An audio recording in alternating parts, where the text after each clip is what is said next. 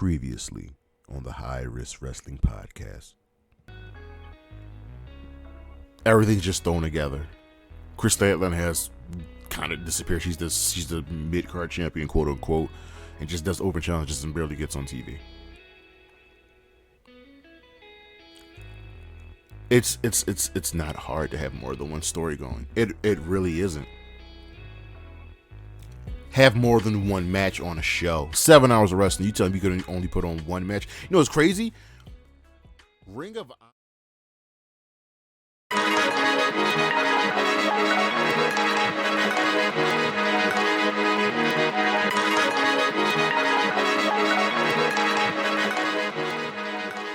Good afternoon, good morning, good evening, everybody. It is Saturday, August 5th, and you know what that means. It is time for the High Risk Wrestling Podcast. I am your host, whatever everybody's saying, Jeremy Pierce. Welcome. I greatly appreciate it. As always, you know you can check me out on the socials, Charismatic Creations on Facebook and YouTube, Charismatic_Creations 52 on Instagram, the 215 spelled out on Twitter, and of course coffee and Patreon. And today's show, well,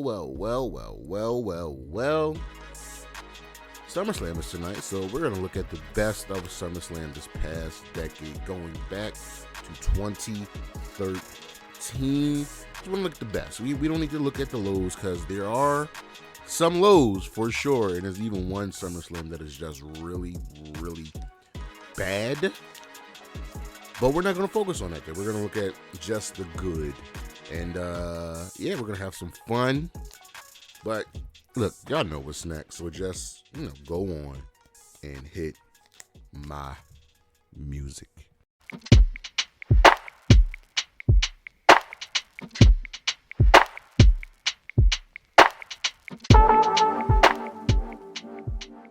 Since we're on the topic of the best of SummerSlam, we got to get that good list in.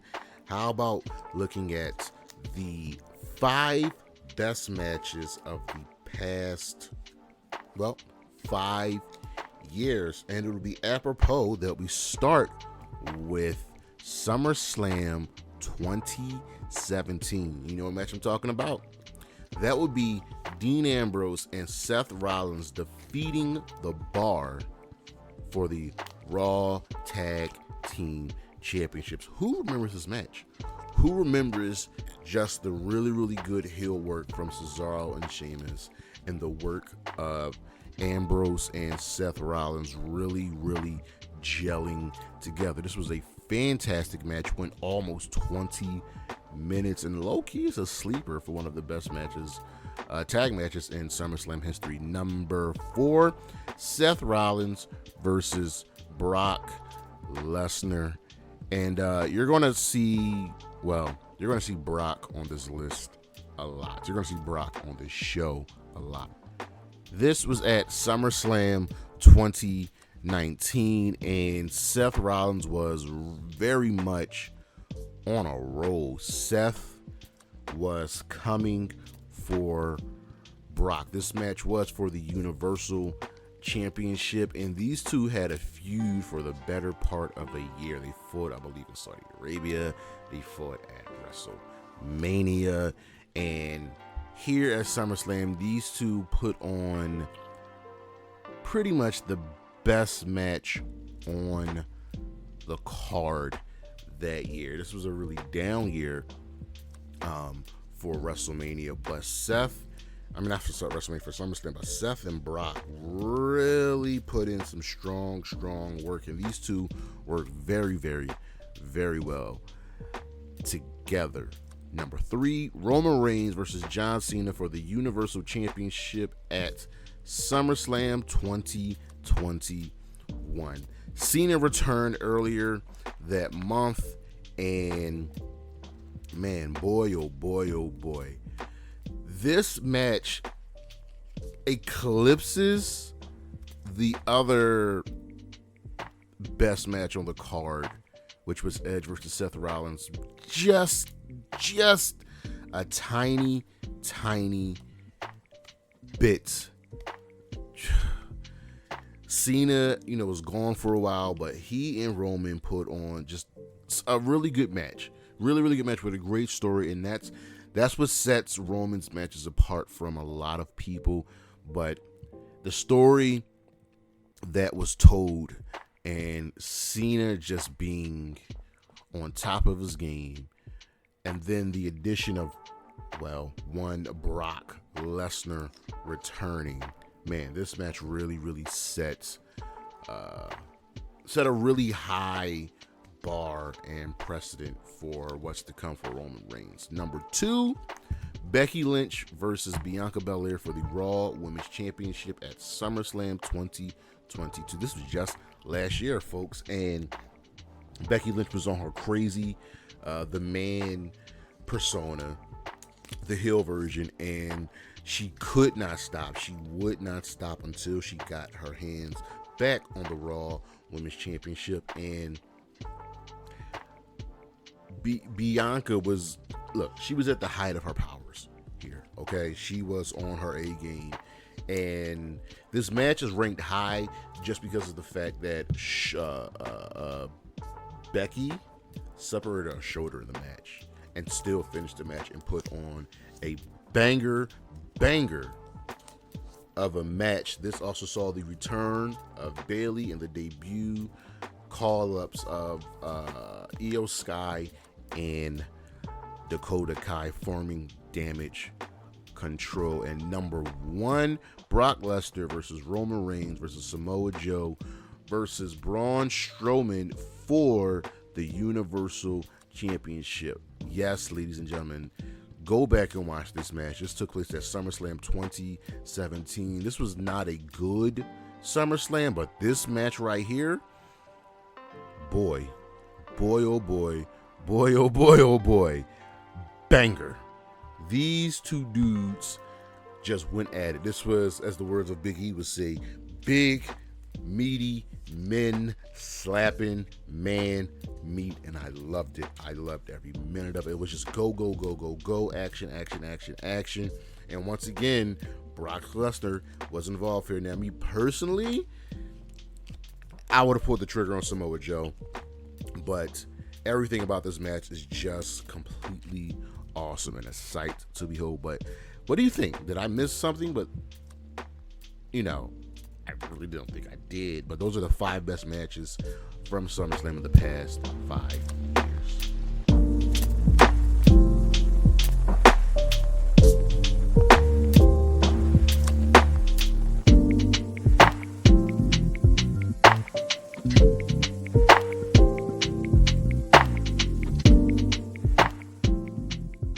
Superstar Spotlight. I'm actually going to spotlight someone who isn't on the card, and we spoke about this. We're going to speak about it a little bit more this week on the High Road Wrestling Recap. But Rhea Ripley will be the first women's champion to miss SummerSlam since 2012, and that's not good. She is undeniably one of the most over people in the entire company. She is everywhere.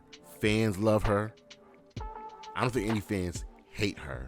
And she is above and beyond the leader of the Judgment Day. She is your world champion in the women's division on Monday Night Raw, and she's not featured on the card, and that's egregious, let alone Becky and Trish not being on the card, because it sounds like everybody's healthy. And we're in this point where the WWE, for some reason, has to have their shows end at 11 o'clock. Somebody has to get, cut for time. And yes, Rhea really doesn't have any true challengers on Monday Night Raw, but she's your world champion. She's over. I would say her, Seth, LA Knight, 3 most over people in the company right now. And she's just not featured. There was a time when female champions would never be on the card.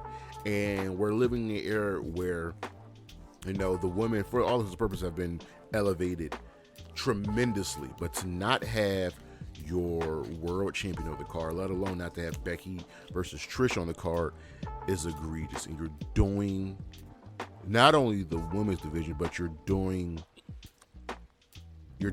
Rhea a huge disservice. It seemed apparent that they would get on the card. Rhea Ripley is over.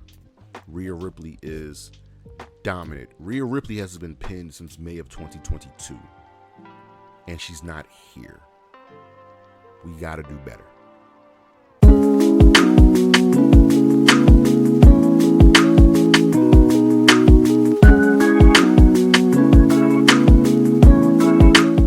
All right, so SummerSlam. SummerSlam is it's one of the WWE's biggest shows. We know WrestleMania is first, so now it's a matter of where do you place SummerSlam? Is it behind the Rumble? Is it after the Rumble? Ahead of the Rumble? Is it on par with the Rumble? But SummerSlam is definitely one of WWE's biggest shows, and tonight is the night. So we're gonna just look at the best of SummerSlam over the past decade and some other things. But first things first, we have to talk about, we got to talk about Mr. SummerSlam himself, Brock Lesnar. Brock Lesnar is Mr. SummerSlam. You may get tired of him, but he is just incredibly good. And something about SummerSlam, his A game is just up to another level, from defeating The Rock to win the WWE Undisputed Championship to facing CM Punk to the Haas fight. It's just good. His probably two weakest matches aren't even bad matches. 2012 against Triple H and 2016, where he just absolutely murdered Randy Orton. But Brock brings his A game. Brock he's on another level. If we look at his matches, we had the two I just mentioned. We have the Fatal 4-Way, which I think is the best SummerSlam match in the last 5 years. His 2018 match against Roman Reigns. His 2015 match against The Undertaker, where they're just laughing at each other. Don't forget him and Kurt Angle in 2003 in an all-time classic. His Seth Rollins match, his John Cena match, where he absolutely murders this man. CM Punk, and even last year's match against Roman Reigns. Brock Lesnar brings his A game. At some point we'll talk about Miss SummerSlam, but Brock, for all intents and purposes, is Mr. SummerSlam. I'm more confident in Brock than I am. I'm more confident in Brock at SummerSlam than I am in him at WrestleMania. Brock's just good. Now, how about the best face and heel turn? Well, the best heel turn at SummerSlam, we go to the pandemic, baby. I know y'all don't want to, be fans of it, but pandemic era wrestling was a fun period, and companies did what they could to survive, and it was just pretty awesome. So who is the top heel turn of the last decade? Well, you have to give it to our tribal chief, Brock. Not Brock Lesnar. I'm sorry, Roman Reigns. Roman just showing up SummerSlam 2020, and it was just something unexpected. We thought it would never happen. Roman was on the sidelines due to COVID, right? And then he comes back at SummerSlam after The Fiend defeated Bray Wyatt to win the Universal Championship. And then Roman just comes out and destroys them both, turning for heel, for the first time in 6 years. And it was so unexpected. It was so out of left field. I remember Roman was supposed to fight Goldberg at Pandemic Mania. Got sick, was away, and that right there led up to this, which gave us the birth of the Tribal Chief. It was so unexpected. And then next month he would go on to, not even next month, 7 days later was Payback. Think about that. Payback was 7 days after SummerSlam. They had a pay-per-view, and Roman Reigns won the Universal Championship and is still the Universal Champion right now. That heel turn was so unexpected, but it was so good. Now, you might disagree with this, but I think the best face turn of the last decade was Becky Lynch. Leaving her heel crazy man persona and fully embracing the fans again, fully embracing the people that made her who she is. After her really good banger of a match that was marred by injury against Bianca Belair at SummerSlam 2022, Becky showed Bianca the respect.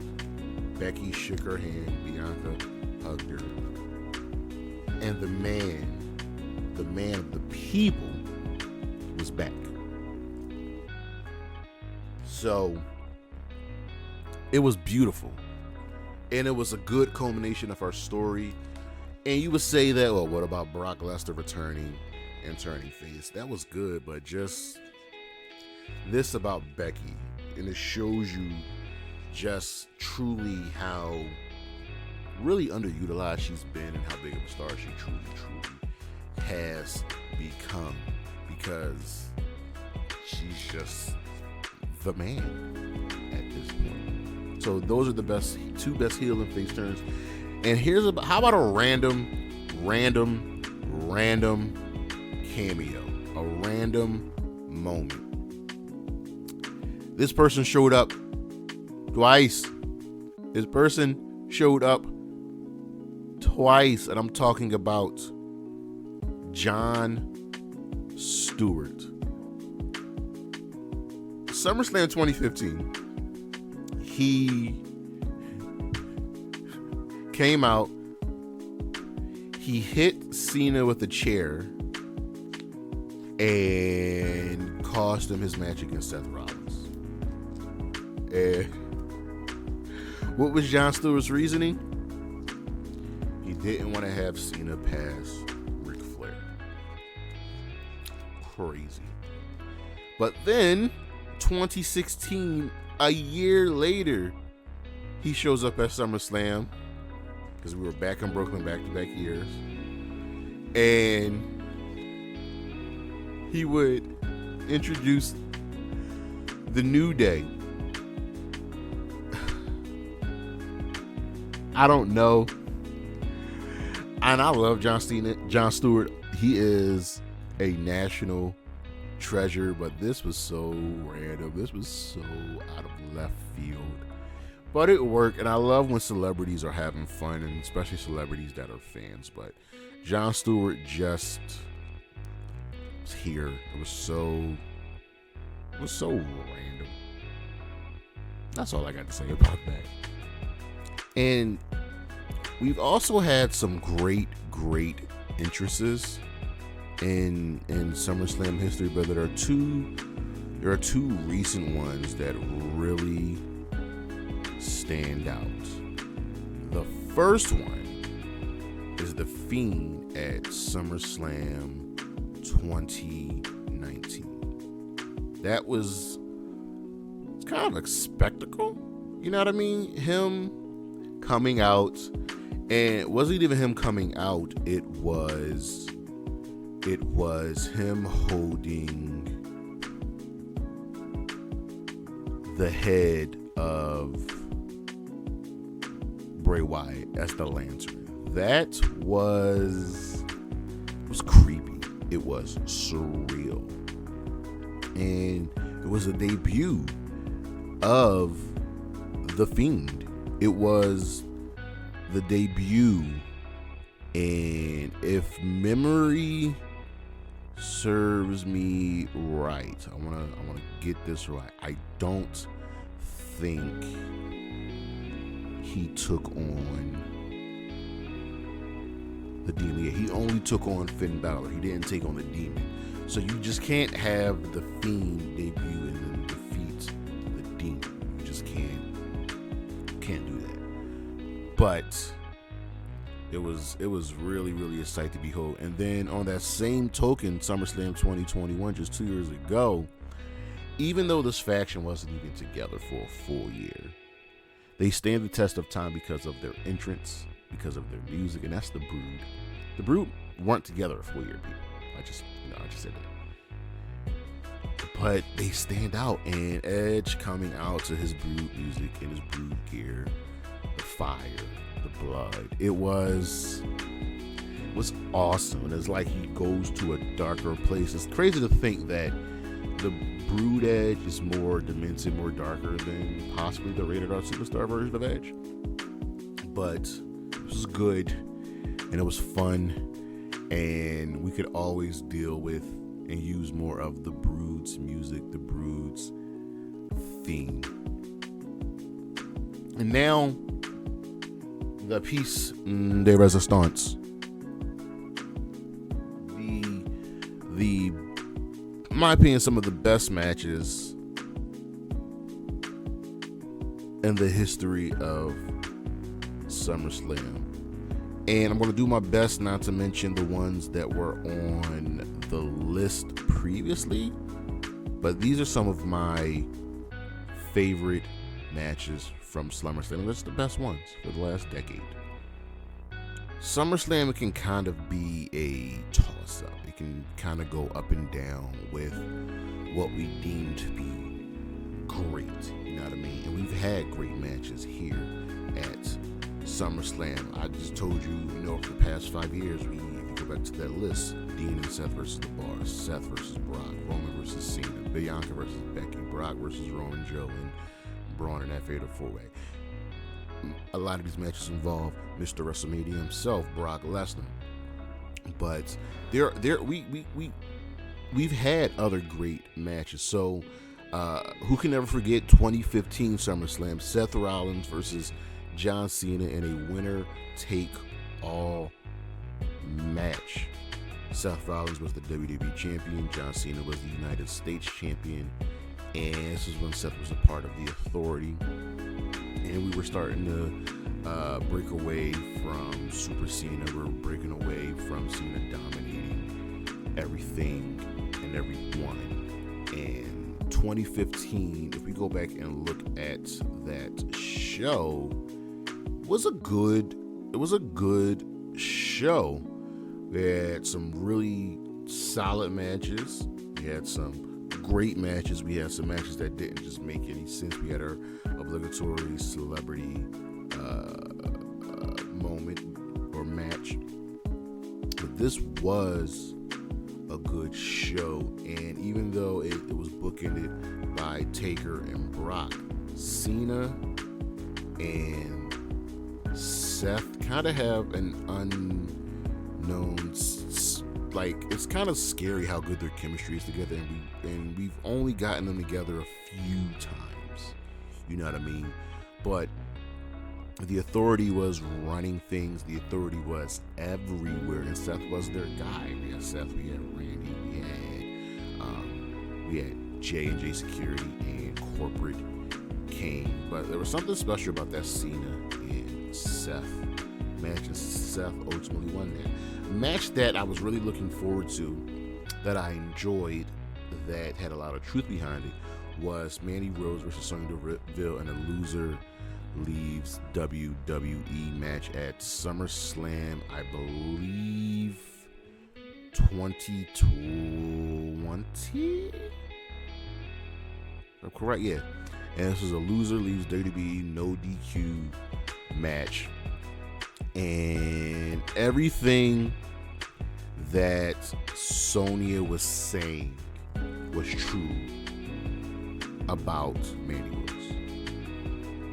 You got your job because you're good looking, you get praise because you're good looking, you're here only because you're good looking, you're not that great in the ring, you're always getting pushed over people that are more deserving, more so me. Mind you, these two are really good friends in real life. But it was the first time that we saw Sonya Deville get a solid push, and she killed it. One thing that we got to see was that she is really good on the mic and should probably get more mic time.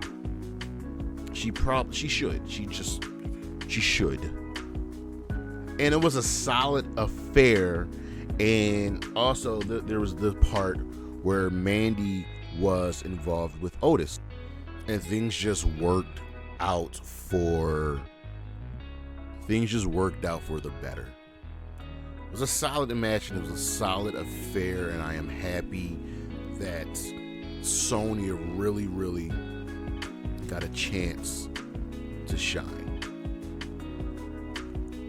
And now look at her. She is tag team champion. Also took a loss, but that's neither here nor there. We got to talk about that a little bit later. How about, listen, y'all. Now, this match might be the best SummerSlam match of all time. There's another match that's probably tied with it, but we'll discuss.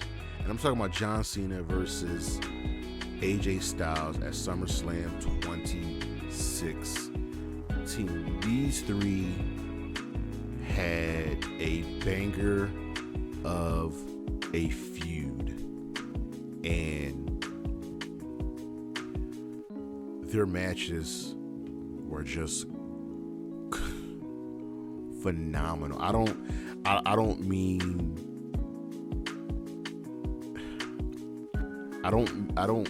that as like to be hyperbolic.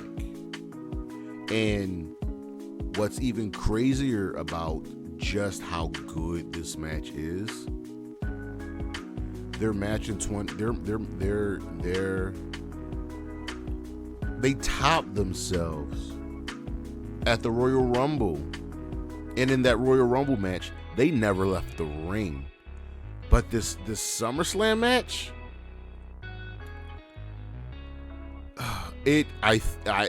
what it did was to show Vince that, oh shit, I probably should have signed AJ earlier. This match will go down as one of the greatest of all time. This match, it also saved the show. SummerSlam 2016 is not a good SummerSlam. AJ Cena is by far the best match.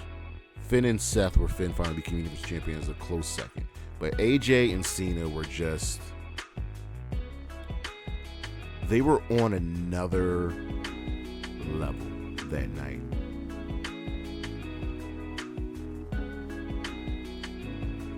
I wish they could have did more, like, together, because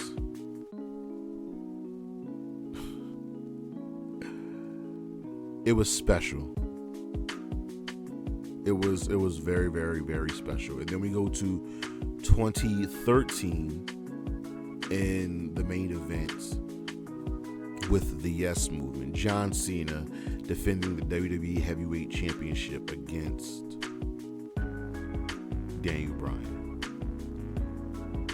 This also can be considered one of, if not the best match in SummerSlam history. SummerSlam 2013. It's a good SummerSlam. Might be the best SummerSlam.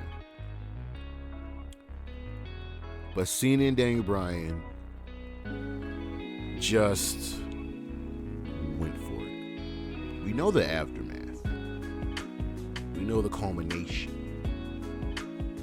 But this is the middle right here. This is the middle. Cena, Daniel Bryan. Daniel Bryan hitting that knee. Boy, the crowd going wild. Something to behold. And then on that same show, Brock Lesnar, CM Punk in a no DQ match was just as good.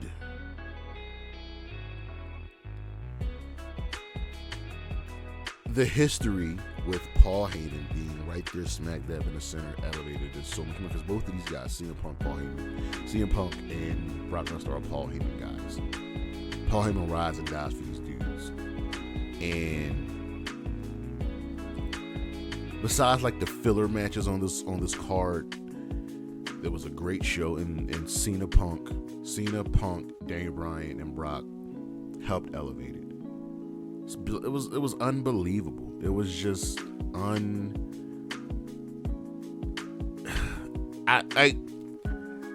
kind of at a loss for words, but those two matches are very much iconic. And SummerSlam 2018, one of my favorite matches was Carmella defending the SmackDown Women's Championships against Charlotte and Becky. And what this match did three things. One, it showed you that Carmella has gotten much, much better as a wrestler, can carry her own and hold her own.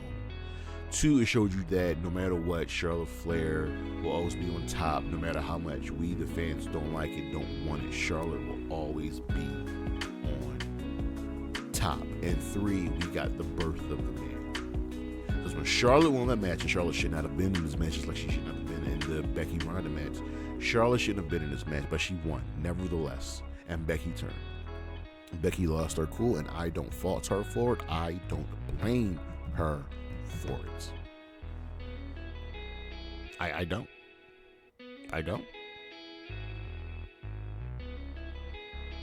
This was good. And we're all going to remember Becky turning. We need to give props to Carmella for just not getting overshadowed. Because she didn't. She was good.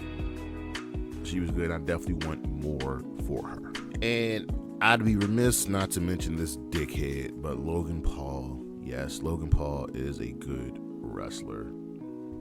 I hate him. I think he's trash. But he and The Miz had a really good match at SummerSlam last year. He just did. Logan Paul's really good at wrestling. And it also helps that he was in the ring with the ring general like The Miz. Miz is a walking, living legend. He doesn't get enough props. Most people don't understand that. But I digress. And now Logan Paul has a match against Ricochet. I know that match is going to be good. So, that's what we're doing. Those are some of the best matches of SummerSlam in the past decade. But let me know what you think. Did I miss anything? As always, thank you for listening. Thank you for watching. Next week, we'll have Faction Warfare again. Don't forget to check out the socials. Charismatic Creations on Facebook and YouTube. Charismatic_Creations52 on Instagram. The 215 spelled out on Twitter. Coffee, Patreon. And as always, Shotzi Black, Zaya Lee, Isla Dawn, Wendy Chu, Willow, Nightingale Bailey, and Gigi Dolan. Holla at your boy. Peace.